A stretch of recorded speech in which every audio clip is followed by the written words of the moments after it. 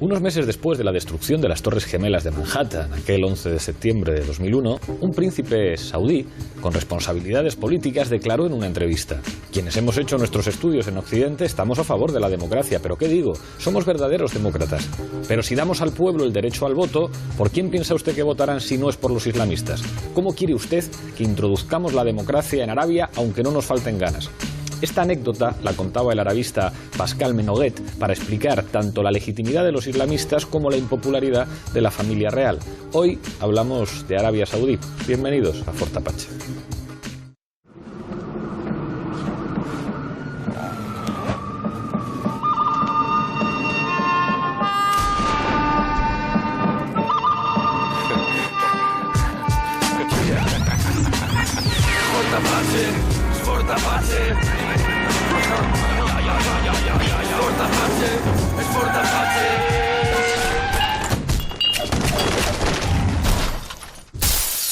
Esta noche en Fort Apache hablamos de Arabia Saudí. Por fin en este programa volvemos a lograr por segunda vez una mesa con mayoría de mujeres y es algo por lo que nos felicitamos. Trataremos de que siga siendo así o que siga siendo frecuente. De los 6 invitados que nos acompañan, a mi izquierda tenemos a Luz Gómez, profesora de Estudios Árabes en la Universidad Autónoma de Madrid. Muchísimas gracias por volver a Fort Apache. Gracias por invitarme. Nos acompaña también Leila Nachawaki Rego, profesora de Comunicación y especialista en Oriente Medio. Muchísimas gracias por estar aquí. Gracias. Nos acompaña también Amanda Andrades, periodista de Contexto. Bienvenida. Gracias. Esteban Beltrán, de Amnistía Internacional. Muchísimas gracias por acompañarnos. Placer. Augusto Zamora, profesor de Relaciones Internacionales, uno de los habituales del programa. Bienvenido una vez más. ¿Qué tal, Pablo? Y cierra la mesa Teresa Aranguren, escritora, periodista. Bienvenida.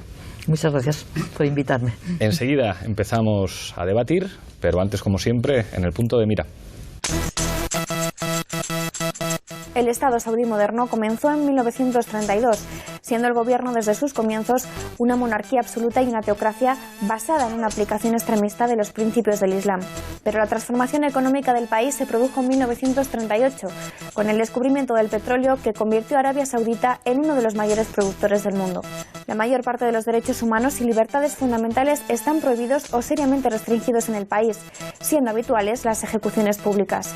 Además, las mujeres no pueden conducir y el derecho al sufragio femenino no se reconoció hasta el año 2011. En el plano internacional, la monarquía saudí lidera desde 2015 una intervención militar en Yemen y mantiene relaciones tensas con Siria e Irán. Además, es un aliado vital tanto militar como petrolero de la Unión Europea, Japón y especialmente Estados Unidos. Esta noche, en Fort Apache, hablamos de Arabia Saudí.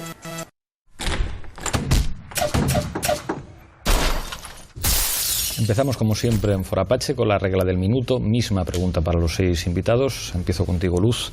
¿Cuál es la clave de la importancia de Arabia Saudí? Bueno, yo creo que no hay una sola clave, sino que es una conjunción de varios factores. Primero, quizá conviene, ya que empiezo yo, recordar que Arabia Saudí no es un país únicamente bicolor, no es el país de las abayas blancas, negras de sus mujeres, las galabillas blancas de sus hombres. Es un país con muchos contrastes también, es un país muy extenso y un país con una historia tan larga como corta. Larga porque se remonta a los orígenes del Islam, a los comienzos del siglo VII, y corta porque, como hemos oído, comienza en el año 32, pero al mismo tiempo es una historia que tiene que ver con la modernidad, con el encuentro del mundo árabe con Occidente, con los intereses del Imperio Británico en la región, y que ha hecho de todo ello un punto clave de la geopolítica actual. Muchísimas gracias. Leila. Pues hay pocos países que puedan decir que no tienen intereses que pasen por la relación con Arabia Saudí, muy pocos de hecho, pero sí es cierto que hay algunos países que han condicionado esas relaciones y han impuesto ciertas líneas rojas, como por ejemplo puede ser la relativa a la venta de armas. Es importante, por supuesto, tanto en los intereses económicos que tienen tantos países con Arabia Saudí como por su posición geoestratégica. Es muy difícil hablar de Arabia Saudí sin hablar de Irán. Ambos países funcionan como un espejo en cuanto a apoyar, pues ya sea levantamientos, ya sea contrarrevoluciones, ya sea dictaduras, pues siempre funcionan uno en contraposición con el otro, y entender esa relación Arabia Saudí e Irán nos ayuda a entender mucho del mundo multipolar en el que nos encontramos. Muchísimas gracias, Leila. Amanda. Pues yo creo que una una de las claves de la importancia de Arabia Saudí es su negativa influencia a la hora de extender una versión rigorista del Islam. Por otro lado, su importancia geopolítica en el devenir del mundo árabe y musulmán, como bien decía Leila, no se puede entender sin esa contraposición entre Irán y Arabia Saudí, y cómo eso influye o cómo eso ha influido, por ejemplo, en el devenir de las revueltas árabes del 2011, y luego por el papel privilegiado que le han otorgado las potencias occidentales, ¿no?, como aliado geoestratégico, y también por la importancia comercial que tiene tanto en la venta de petróleo desde Arabia Saudí hacia Occidente, como en la venta de armas desde Occidente o desde España a Arabia Saudí. Esteban. Yo diría que es un país tristemente importante y tristemente coherente. Viola los derechos humanos dentro, los viola fuera. Entonces, viola los derechos humanos dentro, es un país que lidera una de las mayores discriminaciones contra las mujeres, donde no pueden obtener educación superior sin permiso de los maridos, donde no pueden conducir, donde tampoco pueden ser atendidas en hospitales sin el permiso de los maridos, donde cualquiera que sea disidente o está detenido o va a ser detenido o ha tenido que huir del país. Y además exterior es una potencia regional que es uno de los principales importadores de armas del mundo, y utiliza esa fuerza de su potencia regional para atentar contra la población civil en Yemen y violar derechos humanos, atacar hospitales, atacar mercados, y además es uno de los principales ejecutores de la pena de muerte junto con Irán y con China. Augusto. Yo haría hincapié en el papel geopolítico de Arabia Saudita. Quiero recordar que hasta la Revolución Islámica la región se mantuvo bajo control de Estados Unidos con 4 estados gendarmes que eran Turquía, Israel, Arabia Saudita e Irán. El triunfo de la Revolución Islámica da una vuelta de calcetín a todo esto.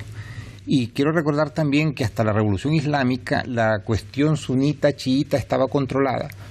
Sin embargo, los iraníes la transforman, y esto deviene en una contradicción geopolítica, religiosa, entre el Irán chiita, y recuerdo que es una minoría históricamente oprimida en otros países, como por ejemplo en en Irak, donde la mayoría chiita estaba controlada por los sunitas, y que esto explica el fondo de mucho de lo que está pasando en la península arábiga.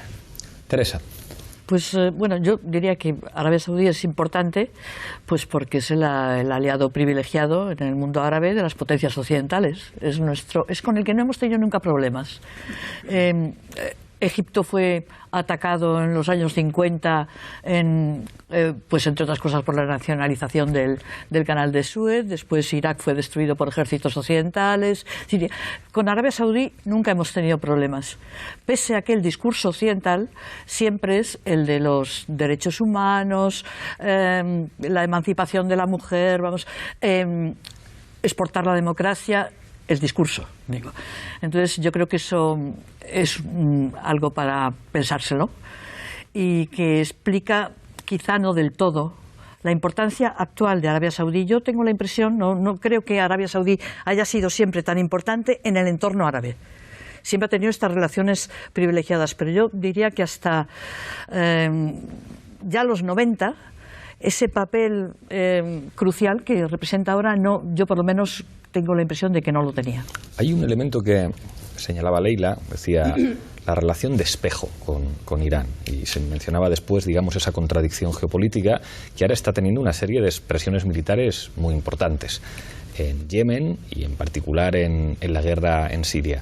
Os quiero preguntar, digamos, por esa dimensión geopolítica, pero que además tiene que ver con el desarrollo en el presente de conflictos bélicos que van a ser determinantes, digamos, para la configuración de un mapa en el que Israel sigue siendo un actor político crucial, pero en el que hay más actores que parecía hasta hace no tanto tiempo que estaban fuera de combate, como por ejemplo los rusos, o donde Turquía, digamos, está jugando un papel enormemente ambiguo y donde esa contradicción permanente entre la política exterior iraní y la política exterior de Arabia Saudí es una de las claves para entender esa relación de espejo.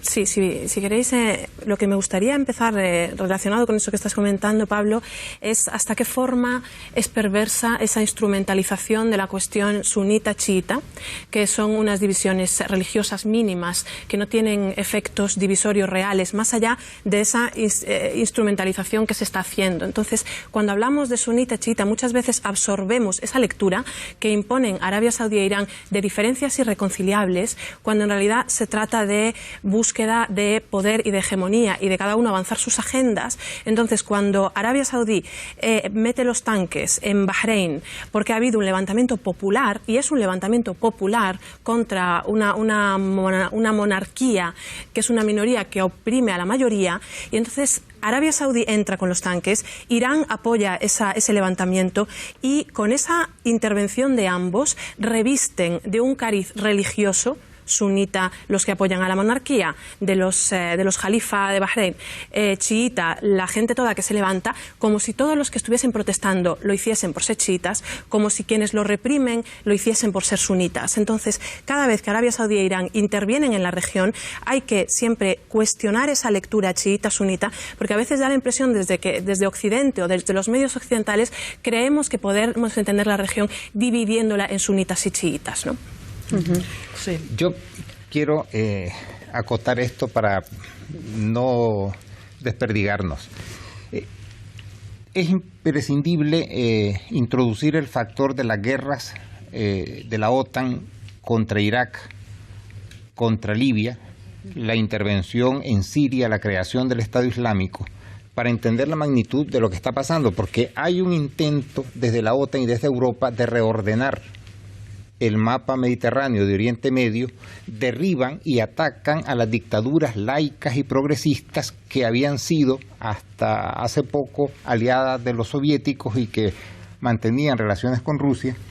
Y esto tiene, entre otros efectos, el que hace renacer las contradicciones religiosas por, digamos, el control sunita sobre pueblos de mayoría chiita como Irak, o cuando Arabia Saudita desde una línea integrista empieza a promover la versión esta rigorista ultramontana del Islam, y los chiitas se convierten en objetivo en varios países. Y la guerra en Yemen, no olvidemos que por más que queramos disfrazarla, es Arabia Saudita apoyando a la facción sunita contra los hutíes, que es una versión chiita yemení, y que esto mismo se ha reproducido en Bahrein, lo ha señalado, pero también en Irak, en Siria, y ese factor está ahí presente, pero con el trasfondo del reacomodo de poderes en el mundo, con la reaparición de Rusia en la región, y también, no lo olvidemos, la aparición de China,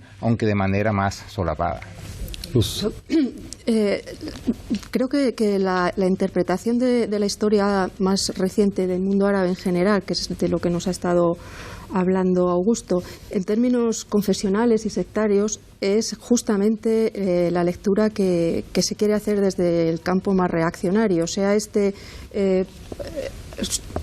ruso o norteamericano, me da exactamente igual. Ambos son igualmente reaccionarios. Los pueblos de la zona rechazan la identificación de cualquiera de sus posiciones políticas con el campo religioso estrictamente. La religión es utilizada por unos y por otros, por las dos fuerzas hegemónicas, por Irán y Arabia Saudí, pero en modo alguno se puede relacionar con los levantamientos populares y la reacción social que hay detrás de ellos. En la propia Arabia Saudí hay una comunidad chií muy importante, cerca del 12% de la población de Arabia Saudí es chií. Coincide además que viven en la zona oriental, en la zona de Qatif, en la zona donde hay mayores yacimientos de petróleo. Y cuando la población de esta región se levanta contra el régimen saudí también, coincidiendo con las revueltas árabes, sus reivindicaciones no tienen ningún cariz religioso. Lo único que quieren es lo que quieren el resto de los saudíes, una apertura del régimen asumen, un respeto a las libertades de las minorías, que ellos son minorías, un respeto a las libertades de las mujeres, un proceso de democratización auténtico, y la interpretación que se puede hacer en términos sectarios está abundando y alimentando precisamente lo que combatimos. Sí. Bueno, yo totalmente de acuerdo con lo que decís, y creo que es más que además hacemos un flaco favor desde la parte que nos toca en los medios de comunicación, cuando por desconocimiento, por prisas o por otros múltiples factores intentamos describir los conflictos de la zona en base a enfrentamientos sectarios o religiosos. Y es más, creo que aparte de no explicar para nada qué es lo que ocurre, creo que hacemos otro flaco favor porque contribuimos a crear una imagen de lo musulmán como solo, contribuimos a crear una imagen de esa parte del mundo como solo musulmán, solo vehiculada a través de lo religioso, esa además unidad indivisible, negativa, el otro, el malo, ¿no? Porque solo lo explicamos desde el componente religioso, sin tener en cuenta factores como puedan ser que la gente en cualquier parte del mundo se levanta no solo por una reivindicación religiosa, que también puede ser, sino por paz, por dignidad, por libertad, por las mismas cosas que nos podemos levantar nosotros. También es verdad, es que los fenómenos sociales siempre son complejos y son procesos. Entonces, yo estoy totalmente de acuerdo. La confrontación suní-chií, yo no la conocía, como soy la más mayor en años, pues yo recuerdo los años 80, te movías por Irak, por Líbano, y en Líbano podía ser un poco distinto, pero uno hablaba con una familia y no tenía por qué saber si eran chiíes o suníes. Y si era un matrimonio mixto, no te decías que mi mujer es suní y yo soy chií. Y formaba parte de la normalidad. Pero yo tengo la impresión de que eso ha cambiado, porque las realidades cambian en función de lo que va ocurriendo. Lo que ha ocurrido en toda la zona del Oriente Próximo, es tan catastrófico, tan destructor, que quizá, yo no lo puedo afirmar con total seguridad, pero me temo que ha destruido también parte de esa no discriminación o no diferenciación entre suníes y chiíes. O sea, que es posible que ahora el fenómeno sí exista. Sí sea un factor, no digo el único que explica, pero sí el factor. Lo malo es que desde el lado occidental tendemos a convertirlo en el factor, porque simplifica y además responde a esta idea de lo árabe, lo musulmán, como, bueno, lo explicamos en términos sectarios y ya nos quedamos tan contentos. Sí, puntualizar brevemente, que Augusto me pone la piel de gallina, que te refieras a las dictaduras de Oriente Medio como laicas y progresistas. Acumulan méritos como lanzar armas químicas a la población civil. Cuidado con el uso que utilizamos de palabras a las que estamos vaciando de contenido. Claro, ellos han instrumentalizado el posicionarse como amigos de Occidente, el posicionarse como laicos, el posicionarse con esa terminología, y claro, ellos se posicionan como la dictadura de traje y corbata, que resulta que es más amable que la dictadura barbuda, ¿no? Y entonces contribuyen a demonizar, incluso a construir ese enemigo barbudo, que es la única manera en la que ellos pueden presentarse, con ese rostro laico que muchas veces les adjudicamos. Es muy importante entender que hay un factor regional, y es indudable, y luego hay un factor internacional que se superpone, pero es que nos olvidamos continuamente de las dinámicas internas, de las tensiones internas. Es decir, a nadie se le ocurriría entender el Estado español sin apelar a cuestiones económicas, sociales, políticas, de justicia social, y es obvio que lo que ocurrió en España en los años 20 y 30 tuvo mucho que ver con posicionamientos internacionales, pero nadie pretendería entender el contexto español sin entender ese tejido social, económico, social y político. Y sin embargo creemos que podemos ir país por país en estos países, dividiéndolos por cuestiones tribales, sectarias, instintos violentos inherentes, y es tremendamente reduccionista. Entonces, la gente no se levantó orquestada por la OTAN. O sea, es igual de racista pensar que los países, que las sociedades árabes forman parte del eje del mal, como han dicho ciertas administraciones estadounidenses. Es igual de racista y de imperialista y de neocolonial y de eurocéntrico pensar que son marionetas al servicio de agentes externos y que no pueden reaccionar con sus propias dinámicas, a sus propias dinámicas internas, que otros, como Arabia Saudí e Irán, Rusia, Estados Unidos, instrumentalizan, por supuesto. Pero ahí, me parece muy interesante lo que planteas, y creo que nos pone de frente a un debate que yo creo que, digamos, no conociendo, o sea, estando muy lejos de saber, de conocer la realidad de estos países, pero creo que sí plantea una diferencia entre el siglo XX y el siglo XXI. Creo que todos recibimos con mucha ilusión y con mucho entusiasmo las revoluciones árabes, que además daba la impresión de que tenían un carácter marcadamente progresista y era muy fácil, digamos, como empatizar. Yo recuerdo cuando debatíamos en La Tuerca, debatíamos con envidia lo que está ocurriendo en Egipto y en España no ocurre nada, y luego después llegó el 15M. Pero claro, o sea, da la impresión de que en el siglo XX se podía uno, digamos, hacer un mapa ideológico del planeta en el que, digamos, fenómenos como el panarabismo o como las experiencias de socialismo árabe existían y tenían una dimensión geopolítica, y la propia dinámica de bloques pretendía, digamos, que permitía, digamos, imaginar a los actores políticos atribuyéndoles elementos ideológicos. ¿Qué quiero decir con esto? Hay una enorme decepción después de todas las revoluciones árabes, que se traduce básicamente en que las dinámicas geopolíticas aplastan a cualquier, digamos, expresión de descontento popular, que básicamente yo creo que eso es muy sensato. En todas partes a la gente le gusta que haya mejores derechos sociales, que haya avances en un sentido democratizador, que haya una extensión de derechos, pero hay momentos en la historia en la que los pueblos son sujetos protagonistas y otros en los que no, en los que los sujetos protagonistas son actores externos. Y que Libia es destruida por los bombardeos de la OTAN, es cierto. Eso no convierte a los enemigos de Gaddafi en agentes de la OTAN, pero no es menos cierto que el resultado no es una revolución que transforma el Estado libio en una democracia avanzada, sino que se produce una destrucción de Libia, y es difícil afirmar que ahora estén mejor que antes, a pesar de que lo mejor y lo peor son categorías muy tramposas en políticas. El caso de Egipto es paradigmático, es decir, es como mientras estamos los progresistas europeos esperando que llegue un joven de la Plaza Tahrir a gobernar allí, tenemos que asumir que son los hermanos musulmanes los que ganan las elecciones.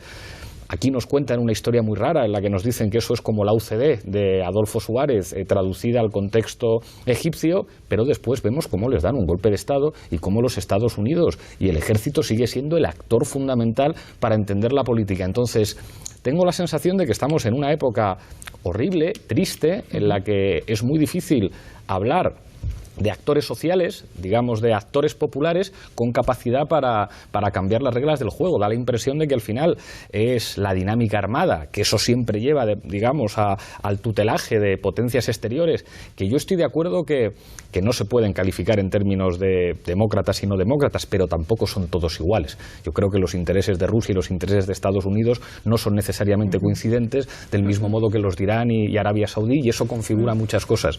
Y creo que eso nos lleva, digamos, a los que partimos de una visión progresista, a la tristeza de las tonalidades grises. Es decir, que son conflictos en los que es dificilísimo posicionarse con un actor más allá de estamos con los pueblos, claro, estamos con los derechos de la mujer, por supuesto que sí, pero son un actor político determinante, y eso creo que nos produce una enorme frustración.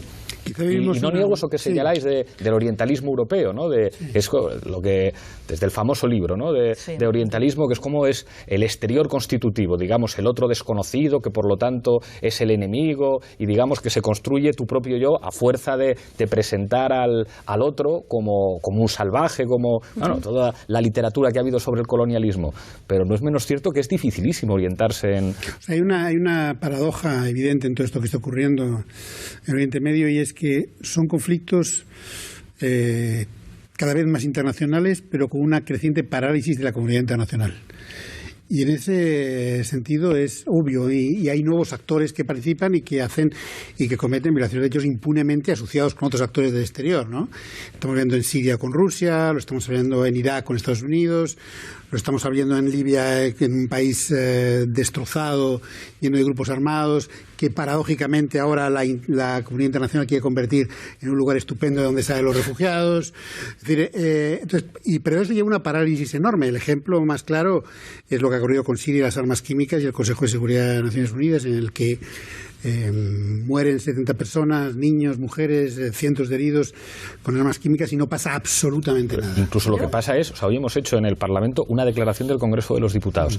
Claro, ¿cómo vamos a estas? Como en eso nos ponemos de acuerdo todos los grupos políticos, pero es como, ¿para qué sirve eso? Pues claro que todos decimos, pues sí, declaración institucional, nos parece fatal que se utilicen armas químicas y es todavía más abyecto si se utiliza contra población civil y contra niños. Muy bien, un papel del Congreso español, o sea... Pero yo creo que la decisión, perdona, a ver, toma la decisión entonces de acelerar la llegada a los refugiados. Esa sería la cuestión más lógica. Claro. O no vendas armas. Claro, no hay consecuencia. Esto es, pero les hacemos un papel. Sí, sí. Teresa y después... habla tú, es que se me ha ido la idea. Se me ha ido la idea aquí. Quisiera poner cosas en perspectiva. La revolución sandinista fue un fenómeno, una sublevación popular que generó una resistencia antisandinista que rápidamente fue reclutada por la CIA, convertida en una fuerza la contra, y aunque fuera, digamos, legítima su oposición, terminaron siendo una fuerza mercenaria al servicio de Estados Unidos. Es lo que pasó en Libia, que los opositores anti-Gaddafi rápidamente fueron reclutados por la OTAN para combatir por sus intereses, no por Libia, porque la OTAN y Estados Unidos jamás combaten por los pueblos, combaten por sus intereses. También hay que tomar en cuenta, como demostraron las guerras de religión en Europa, que la religión siempre ha servido magníficamente para ocultar y disimular enormes intereses políticos. Y las religiones, como los nacionalismos, permiten renacer el primitivismo, como se vio en Yugoslavia, en esta civilizada Europa. Tampoco en los años 80 en Yugoslavia se preguntaba, ¿es usted serbio, es usted croata? Había matrimonios mixtos. Y de repente se estaban matando salvajemente a vista y paciencia a todo el mundo. Entonces, eso pasa, pero quiero insistir en que independientemente de los factores internos, el peso geopolítico que hay en la región lo deforma todo. Y esto se vio en América Latina, cuando Allende, se vio en América Latina, cuando Cuba, que de repente intervienen potencias extranjeras y ya lo interno queda aplastado por los intereses de la potencia imperialista y no queda más que como una reseña. Porque en realidad, ¿qué es lo que se está pugnando ahí? Un reacomodo de fuerzas entre Irán, Rusia, Estados Unidos, China, y los pueblos son lo que son, ¿sabes? Y ese es el hecho que impide y que hace tan difícil encontrar una solución a unos problemas que, si hubiera voluntad en todos los grandes poderes, se resolverían en 2 días. Es que lo que yo no soy soy bastante escéptica, o me produce muchas reservas la idea de qué hace la comunidad internacional. Generalmente prefiero que no haga nada. Lo digo así, de primeras. Porque nos movemos en un terreno de bastante hipocresía.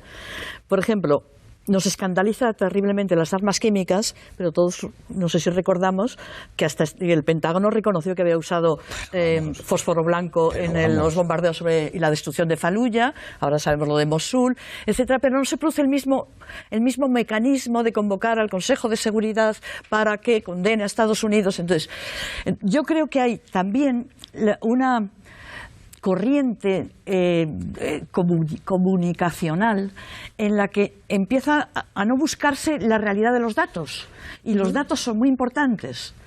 Y yo, que le creo capaz al gobierno sirio y sé que ha hecho enormes atrocidades, no solo ahora, sino antes, pues una dictadura muy brutal, como lo era también Saddam Hussein. Era muy brutal. Sin embargo, tengo mis dudas de que realmente esté probado que este bombardeo con armas químicas sea cosa del gobierno. Son los únicos que tienen control del aire. No, yo no lo sé. No tengo datos suficientes y hay otras informaciones. Que estamos hablando de Arabia Saudí. Otro día un debate sobre Siria. Enseguida continuamos el debate, pero antes, Zapin Apache. Alrededor de 2 millones de yemeníes han huido de sus hogares, buscando refugio en campos de refugiados, mientras la mitad del país no sabe de dónde llegará la próxima comida.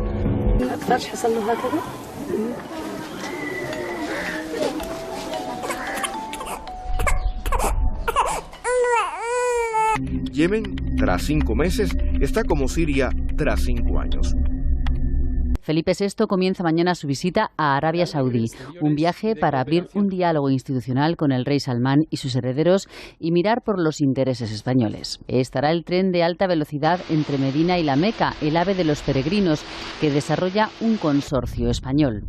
También la venta de 5 corbetas de Navantia, un contrato que podría generar en Cádiz 3.000 millones de euros y 10.000 empleos. 4 ONG agrupadas bajo la campaña Armas bajo control han solicitado al gobierno español y al rey Felipe VI que frenen los planes de vender corbetas a Arabia Saudí.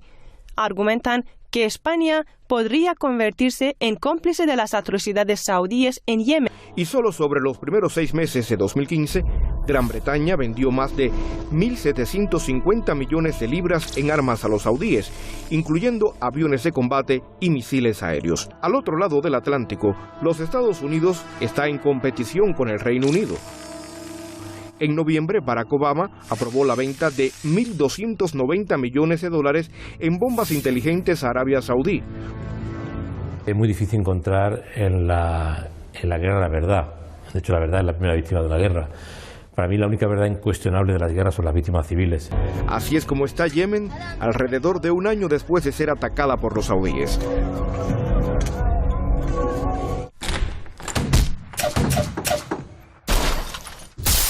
Leila. Hemos comentado varias cosas, pero por centrarnos en lo que estabas mostrando ahora, creo que más que pensar en tener o no tener de una forma, digamos, sí o no, relaciones con Arabia Saudí, ¿no? Tratando de las relaciones que tiene cada país con Arabia Saudí, creo que se trata sobre todo de ver qué tipo de relaciones y de ver qué líneas rojas se establecen. Hay países que las han impuesto, por ejemplo, Alemania no vende ya armas a Arabia Saudí. Hay países que tienen relaciones con Arabia Saudí, pero de otro tipo. Por ejemplo, Cuba tiene desde hace años relaciones médicas y eso le reporta también ingresos a Cuba, que desde Arabia Saudí se reclaman servicios de médicos formados en Cuba. Entonces, claro, no se trata tanto de no tener relaciones con un país con el que parece difícil hoy no tenerlas por la posición que tiene en el mundo, sino sobre todo de cuestionar esas líneas rojas de las que hablábamos, que sabemos, ¿no?, que España es uno de los principales exportadores de armas, precisamente a Arabia Saudí. De hecho, bueno, lo comentábamos antes, ¿no? España ha vendido solo en los 3 últimos años armas por valor de 1.245 millones. O sea, pasó en el 2010 de 5,8 al 2015 546. O sea, y esto es sin contar los 2.000 millones de las corbetas de Navantia. Se lleva una década vendiendo armas. El problema de la venta de armas a Arabia Saudí, además, es que el gobierno no reconoce que no tiene el control de lo que van esas armas. O sea, este es el punto. Entonces, y lo grave es que ha aumentado la venta de armas a medida que se ha incrementado que ha empezado el conflicto en Yemen. Claro. Eso es lo más grave. Es decir, que no es que haya seguido una pauta, sino que ha vendido más armas y de ahí llegamos a Navantia, ¿no? Y el argumento de por qué no vendemos las fragatas es porque, bueno, todavía no se han construido, van a faltar tiempo, quizá la guerra haya terminado cuando se construyen las fragatas. Claro, pero el elemento fundamental que no hemos visto aquí es que esas fragatas no solo es que pueden bombardear, sino que es un país de los 21, 22 millones de habitantes, 18 millones tiene ayuda humanitaria, recibe ayuda humanitaria, es decir, no puede comer si no es con ayuda exterior. Si tú bloqueas los puertos de Yemen y lo puedes bloquear con las fragatas y con las corbetas y con los buques de guerra, no entra la comida. O sea, y ese es el punto en lo que estamos, claro, y es donde deberíamos no vender esas armas y esas fragatas a Arabia Saudí. Yo por retomar algunas cosas que han salido y por volver también a centrarlo en qué significa Arabia Saudí, intentaría salirnos a lo mejor de esta visión que tenemos inevitable y además muy suya, desde Europa o desde España o desde Occidente, y pensar lo que Arabia Saudí es para otras sociedades, para otros países, para el resto del mundo. Y quizá no tenemos mucha perspectiva de lo que supone el poder simbólico de Arabia Saudí, no solo porque estén allí la Meca y Medina, los lugares santos, porque el rey Salmán sea el guardián de los lugares santos, tenga que organizar la peregrinación, sino por todas las 3-4 décadas que Arabia Saudí tiene detrás de sí en organización de escuelas, hospitales, organismos de penetración en la sociedad civil del resto del mundo islámico a través de la Organización para la Cooperación Islámica. Son 57 estados que forman parte de este organismo reconocido como observador por Naciones Unidas y que le han permitido tener una penetración en el resto del mundo que le está en este momento reportando también una estabilidad que desde aquí, desde Europa, a lo mejor se nos hace que se nos pierda de vista, ¿no? Pero África y Asia están penetradas por Arabia Saudí. Y ahí es donde retomo algo que has dicho tú antes, Pablo, a propósito de orientalismo. Claro, orientalismo es un discurso, nos muestra el discurso de la literatura, sobre todo, del arte, sobre el poder, ¿no? Y cómo se ha construido la imagen del salvaje oriente. Y en ese salvaje oriente el Islam es un punto fundamental. Y el Islam como elemento ajeno, hostil, retrógrado, ha penetrado hasta tal punto en la sociedad europea que la islamofobia está naturalizada. Y esa visión islamófoba, yo no voy a ser quien defienda a los saudíes, evidentemente, pero en el discurso que tenemos sobre Arabia Saudí perdemos de vista cómo estamos a veces reproduciendo de nuevo un discurso orientalista con el Islam como trasfondo. Absolutamente, hay un elemento que quiero poner encima de la mesa. Pero ellos lo han hecho. Que es, claro, pero el problema del terrorismo islámico y la vinculación de Arabia Saudí y de las redes de financiación saudíes con el Estado Islámico, que tiene una dimensión. Claro, es terrible decir esto, pero en la cultura popular de la construcción del malo. O sea, que eso ya había ocurrido con Bin Laden, que era el tipo de la barba en las montañas, que parecía, digamos, el malo de un cómic, y ahora, digamos, con esos vídeos que se hacen virales, en las que, de alguna manera, digamos, siguen el guión de lo que permite ese discurso, que tiene unos efectos políticos en Europa devastadores. Es decir, es de lo que se está discutiendo en la campaña electoral en Francia en estos momentos, es de lo que se ha discutido en el Reino Unido, en el referéndum sobre el Brexit, ha marcado por completo la campaña electoral en Holanda, y es algo que cada vez que ocurre en España, a nosotros mismos, que creo que tenemos una de las posiciones más sensatas en política internacional y en política antiterrorista, poco más o menos que nos dicen que por decir que hay que controlar los paraísos fiscales y que la clave es acabar con el secreto bancario, pero no firmáis el pacto en el que nos ponemos, que es como, por Dios, o sea, que eso genera un imaginario que en Europa abre la puerta al fascismo, pero que tiene que ver, digamos, con un actor político, digamos, inimaginable a finales de los años 80, que es como el terrorismo internacional encarnado incluso hasta en la estética del Estado Islámico, y eso es, digamos, la construcción del otro, que además el otro está en tus barrios, el otro está en tus medios de transporte, que es impresionante. Sí. No hemos mencionado todavía el término wahabismo. Hablando de... Los saudíes nunca se refieren a sí mismos como wahabistas. Pero evidentemente ahí estaba el wahhab. Yo quiero sacar un dato que es muy ilustrativo sobre el papel de Arabia Saudita en la propagación del terrorismo islamista. Y esto es relevante por sus autores. Y es que el 28 de septiembre de 2016, el Congreso de Estados Unidos aprobó la ley de justicia contra los patrocinadores del terrorismo, que permite a las víctimas del 11S demandar a Arabia Saudita como país responsable de esos atentados. Es decir, es el mismo Congreso de Estados Unidos, el principal socio militar y político de Arabia Saudita, el país que lo tiene entronizado y que impide a todos los demás que puedan hacer nada contra Arabia Saudita, el que autoriza a sus ciudadanos con una ley que fue aprobada contra el veto de Obama por 2/3 del Congreso, o sea, solo votaron en contra como 14 senadores, para que se den idea del peso de esta ley, repito, derrotando el veto de Obama.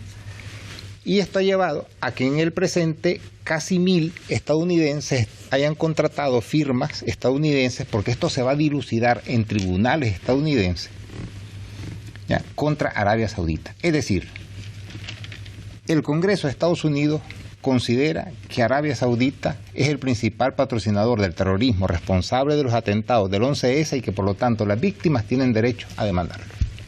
Sí, claro. Sí, lo que pasa, bueno, no, es que todo son, o sea, las realidades no son estáticas y que el papel de Arabia Saudí en promover, potenciar lo más rigorista del Islam fuera de sus fronteras, eso es evidente.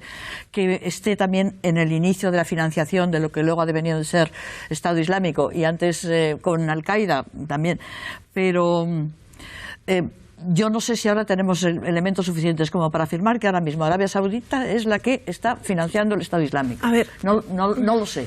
Porque yo creo que otra cosa que es importante ser conscientes es que tenemos una información muy sesgada de todos los lados. No tenemos vías para tocar realidad fácilmente y nos podemos dejar llevar para un lado o para otro de una manera muy No hay prácticamente vídeo de ISIS y tampoco lo había de Al-Qaeda en el que no maldigan a la monarquía saudí como el origen de la podredumbre, de la corrupción y de la decadencia de la civilización árabe. Es decir, también es muy simplista y parte de ese imaginario también de barbudo, ¿no?, que nos hemos creado, muy homogéneo, el vincular a Arabia Saudí con ISIS. Hay que tener también cuidado con identificar, es cierto que Arabia Saudí, la monarquía y las élites, y luego los clérigos, hay relaciones muy estrechas, pero también hay tensiones, no son lo mismo, aunque convivan, digamos, en ese mantenimiento del poder. Y entonces sí que ha habido clérigos muy incendiarios que están lanzando mensajes que pueden contribuir a reclutar a mucha gente y a empujarlos a las filas de ISIS, que hace un trabajo muy potente también a través de redes, tanto offline como online, de reclutar a toda esa gente, ¿no?, que puede estar a punto de caer en ese tipo de redes, pero hablar de que el reino como tal, saudí, financia a ISIS es grotesco realmente. O sea, ¿hasta qué punto no? O sea, quiero decir... Solo en esa... Perdón. Una pequeña nota, permíteme. Si hay alguien en este mundo que tiene información de primera mano, directa y sobre el terreno, sobre la responsabilidad de Arabia Saudita en el terrorismo, por lo menos en una parte relevante, es el Congreso. Porque ningún funcionario de Estados Unidos puede ir al Congreso y decir una mentira porque te funden, literalmente. Y si ellos aprobaron esta ley, es porque tienen información de primera mano de la responsabilidad de Arabia Saudita, porque esto implica autorizar a sus ciudadanos a recurrir a fuentes del gobierno para demostrar y además está más que demostrado. Era una nota. Sigue, Amanda. No, quiero decir... O sea, es evidente que a lo largo, o sea, desde la guerra de Afganistán, Arabia Saudí ha hecho una apuesta por los talibán, claramente. Por fomentar, por fomentar determinados movimientos. Ahora bien, que llegados a este punto, como decía Leila, sean los que estén detrás, mi pregunta es ¿hasta qué punto Estado Islámico o Al-Qaeda, hablando mal y pronto, no se les han ido de madre a Arabia Saudí y son... Claro. O sea, y está Arabia Saudí preocupada por estos grupos? De hecho, dentro de Arabia Saudí hay, aunque están en la cárcel muchos de ellos, ha habido también un movimiento por parte de los clérigos, porque existen como dos poderes dentro del reino, ¿no? El poder político, que es por supuesto el poder económico, que está en manos de la familia, la inmensa familia, la tribu de los Saud, y el poder religioso, que es el que sustenta y legitima con sus fetuas y sus dictámenes parte del poder político, que está en manos de la familia Sheikh.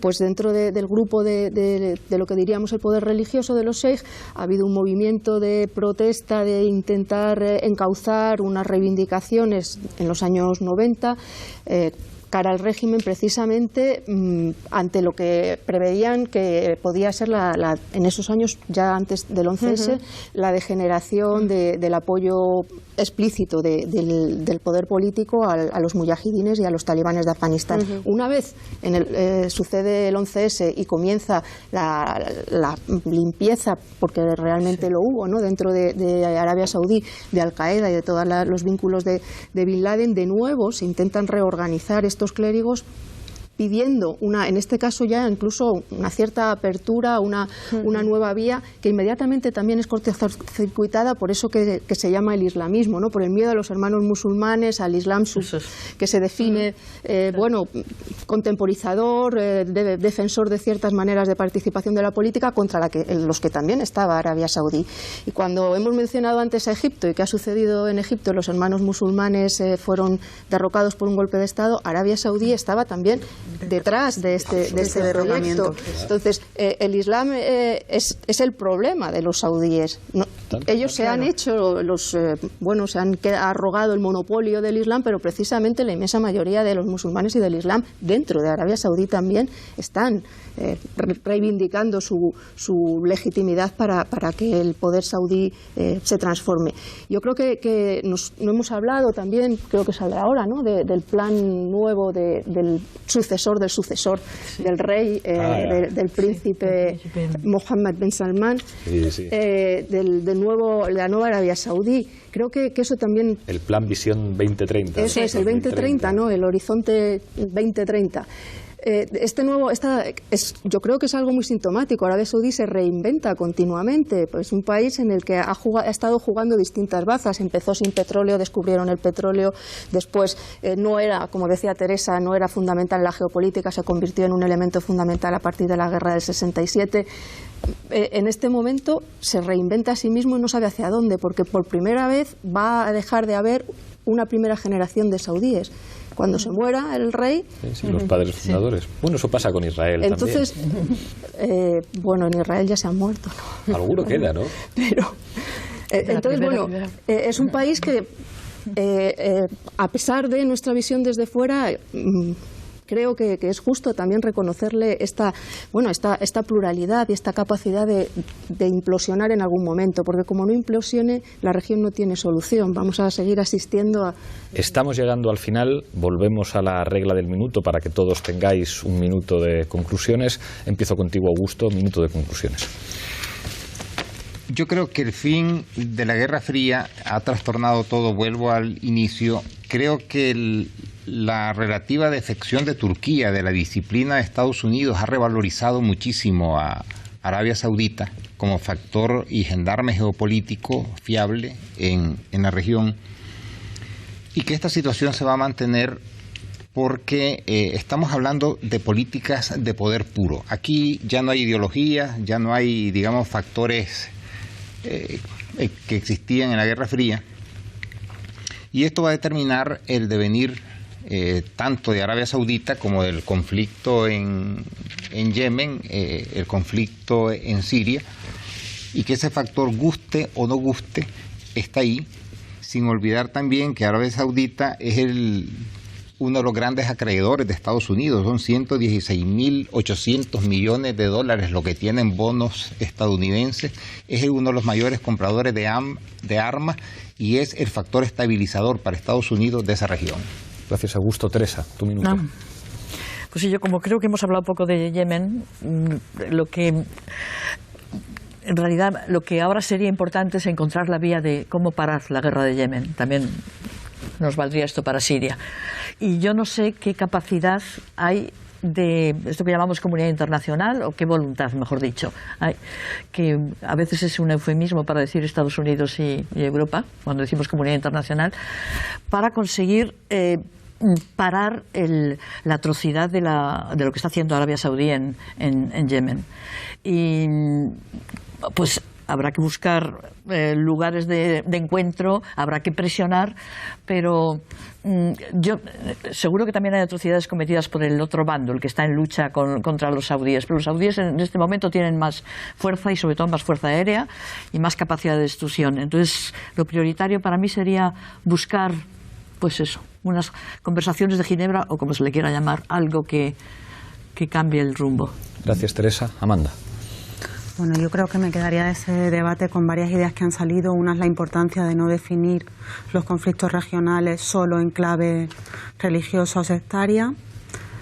Luego creo que otro elemento importante, que es el desconocimiento que tenemos de la realidad de la realidad profunda de Arabia Saudí, de todo lo que tú planteabas, de los movimientos de divergencias existentes en el interior, que me parecen muy interesantes y muy importantes para qué va a pasar con Arabia Saudí y qué va a pasar con la región. Con respecto a Yemen, bueno, es la guerra olvidada. Si Siria hace ya unos meses que está olvidada y que solo vuelve a la actualidad internacional cuando hay alguna masacre más grave de lo habitual, Yemen, por desgracia, ha sido la gran olvidada de los conflictos bélicos del último tiempo.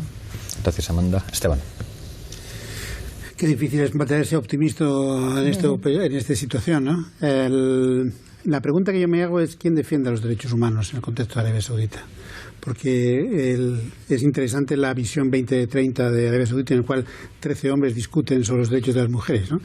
Y entonces yo, claro, eso me recuerda a los planes quinquenales y todas las cosas que en realidad ocultaban un presente miserable en materia de derechos humanos, y ahí se recurre a las grandes visiones externas para... Entonces aquí el punto fundamental yo creo que es, uno, parar...